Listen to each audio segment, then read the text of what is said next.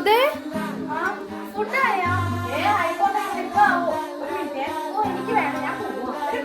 പോലെ ഞാൻ മറന്നു. എന്തെങ്കിലും കഴിച്ചിട്ട് പോ. ഇതെന്താ ഈ രാവിലെ തന്നെ ആരെയും കുക്കീസ് കഴിക്കുള്ളൂ?